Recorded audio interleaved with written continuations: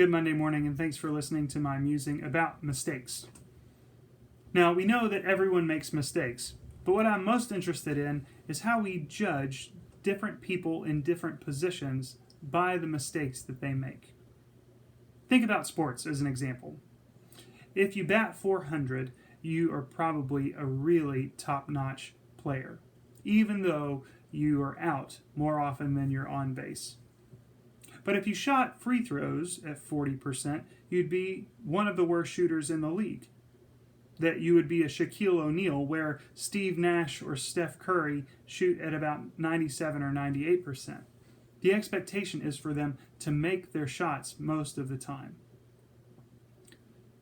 In golf, people are trying to shoot par, even though they end up off the fairway or off the green. The expectation is just that they can correct for those mistakes.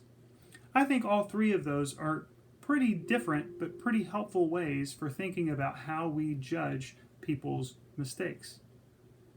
That in sermons and office emails, we don't expect grammar to be perfect. We don't expect our neighbors' political views to be as polished as someone that we might see on TV.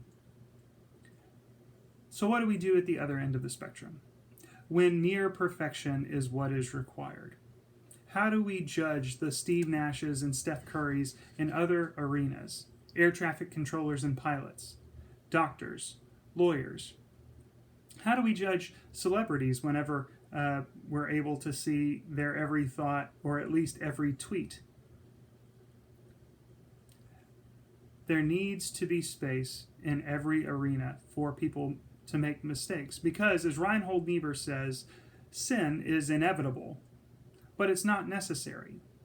To know that we can make mistakes in one sense can be liberating, that God's grace meets us, so we should try difficult things. But in the other sense, when we think sin is necessary, then that means we don't push to be better. We resign ourselves to mediocrity, or even worse, to evil, to the worst forms of sin.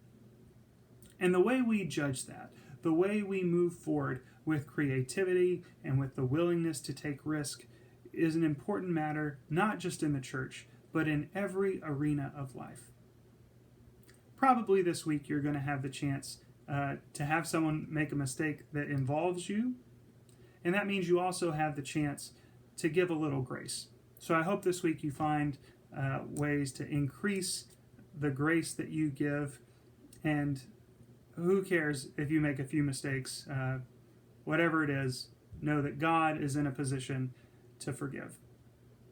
Have a great week. I'll see you next Monday.